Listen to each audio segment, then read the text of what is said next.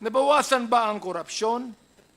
Ang PNP na dapat magbigay ng proteksyon sa ating mamamayan ay naging kanlungan ng mga drug syndicate.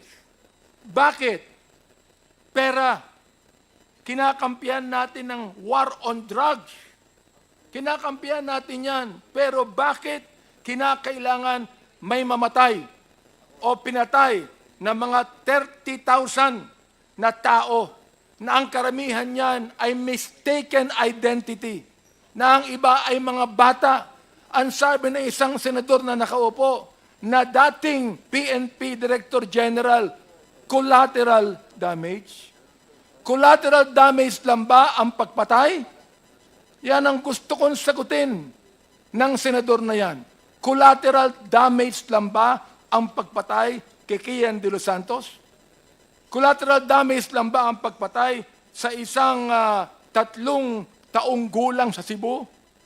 Collateral damage lang ba ang pagpatay sa isang 9 na taong gulang na bata doon sa Caloocan? Collateral damage? Ang pagpatay sa isang pinagtanungan lang kung nasaan si Pilo, hindi sa sinabi niya, hindi ko alam, pinatay yung pinagtanungan. Samantalang si Pilo ay buhay pa at naglalako ng drugs.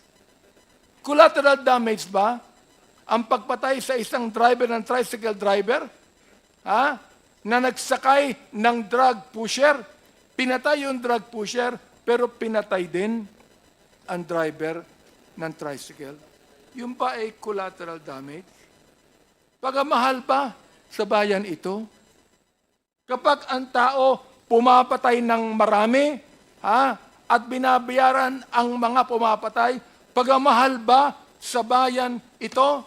Nais kong sabihin sa inyo, there is not one family that has the monopoly of love of this country.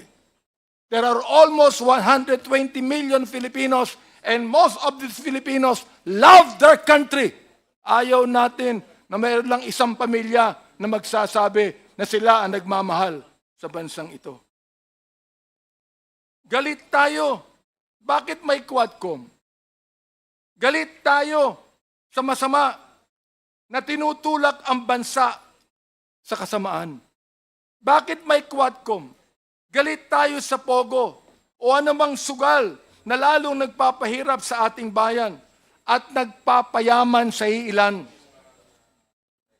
Galit tayo sa droga na pumapatay sa maraming ating kabataan. Galit tayo sa mga human rights violators.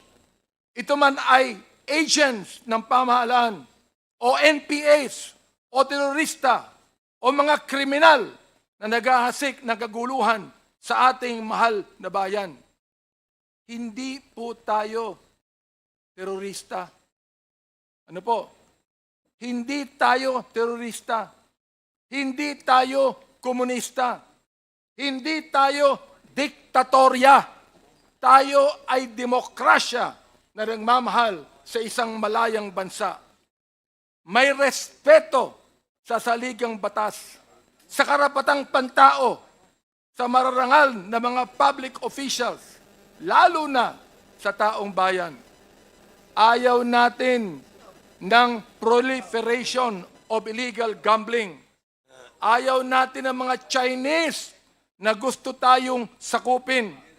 Ayaw natin ng ilang mga opisyal ng bayan na imbis na suportahan ang bayan ay nakikitulog sa higaan ng mga dayuhan.